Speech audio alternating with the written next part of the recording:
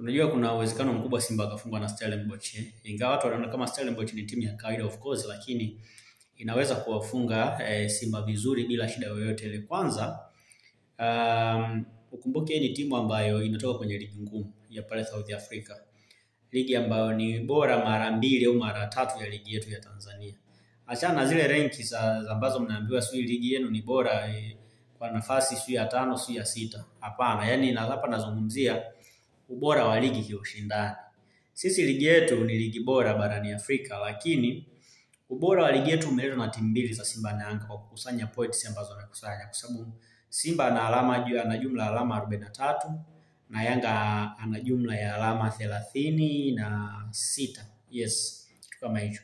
Kwa hiyo ndio imeleta ubora kwenye ligi yetu. Na ndio maana sisi ni bora tu kwenye viwango vya CAF. Lakini ukiangalia ligi yetu kwenye level ya ushindani, hakuna timu nyingine ambayo ina uwezo wa kushindana kimataifa ukiondoa Simba na Yanga kwenye soka la kimataifa. Hakuna timu nyingine ambayo ina uwezo wa kushindana kwenye soka la kimataifa zaidi ya timu mbili.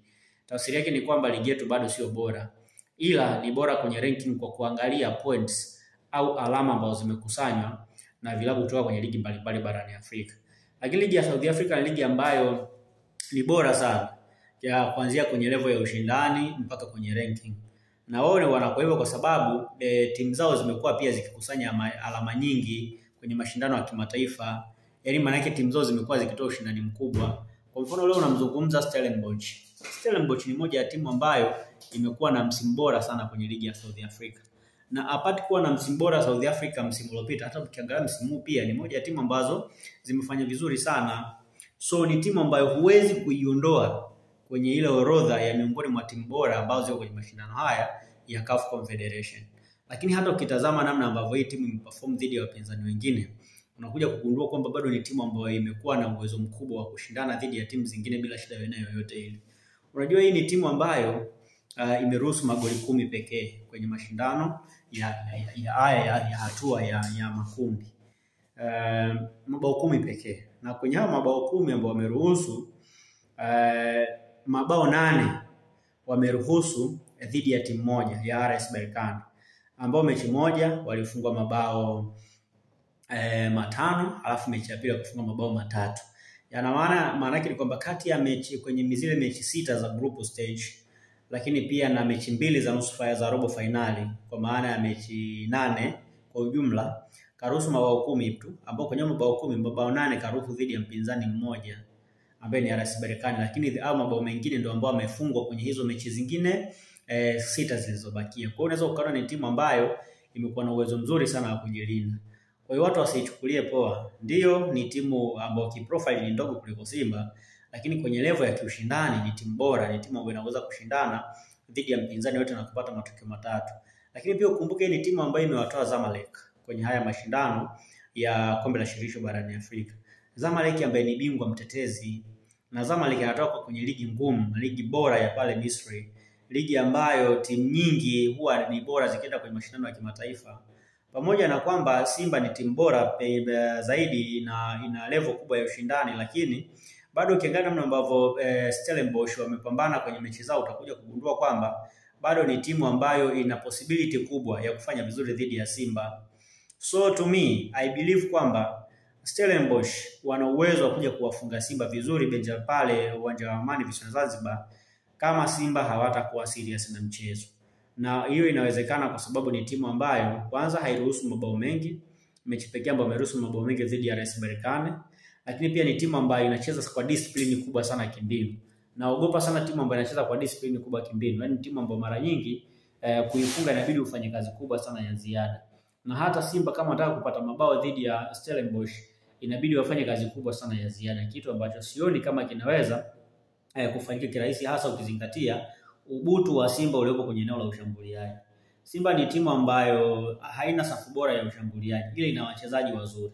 Yaani wanatengeneza nafasi lakini hawezi kuzitumia. Kwa mfano ukiangalia kama Elim Panzo anaweza kutengeneza nafasi vizuri, lakini watu ambao anawatengenezea nafasi sio wazuri kwenye kufunga. Kibu Denis ana uwezo mzuri wa kutengeneza nafasi, lakini watu ambao wanatengeneza nafasi sio wazuri kwenye kufunga. Lakini pia hata yeye mwenyewe sio mzuri kwenye finishing yake. Ingawa tukiangalia kina Lionel Ateba, kina Steven Dese Mukwala ni wachezaji wazuri, lakini sio wafungaji wazuri. Sasa unacheza mechi kama hizi, inabidi uwe na wachezaji ambao wana uwezo mzuri wa kufunga na Simba hawana wachezaji wenye uwezo mzuri wa kufunga, kitu ambacho kinaweza kufanya sasa safu ya ulinzi ya Stellenbosch kurelax zaidi, kwa sababu ili uweze kupata bao mbele ya Stellenbosch inabidi uwe na safu ya ulinzi ambayo, safu ya ushambuliaji ambayo ina uwezo mzuri kwanza wa kutengeneza nafasi, lakini pia iwe ina uwezo mzuri wa kutumia vizuri nafasi ambazo wanazitengeneza, kwa sababu defensively hii ni timu ambayo inajua sana kujilinda. Nimekuambia wameruhusu mabao 10 na mabao 8 wameruhusu kwenye mechi moja dhidi ya Berkane. Berkane anatoka Morocco, ligi bora kabisa barani Afrika. Ligi namba 2 kwa bora barani Afrika. Na Berkane walishatangaza mpaka ubingwa wa Morocco ili mjue. Kwa hiyo sio kasema kwamba labda Berkane kachoka, no. Yaani Berkane kashatangazwa kuwa bingwa wa Morocco kwa muda mrefu tu. Kwa hiyo Simba wanapaswa kuhakikisha kwamba wanaingia kwa tahadhari kubwa kwenye huo mchezo, na wanahakikisha kwamba wanawaheshimu kwa kiasi kikubwa Stellenbosch. La sivyo wanaweza wakafungwa hapa nyumbani bila shida yoyote ile.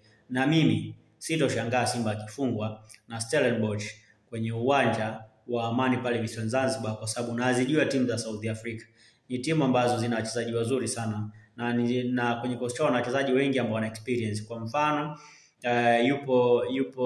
yupo Lesiba Nkuu, ni mchezaji mwenye experience kubwa, kacheza Mamelodi, kacheza Marumo Gallants.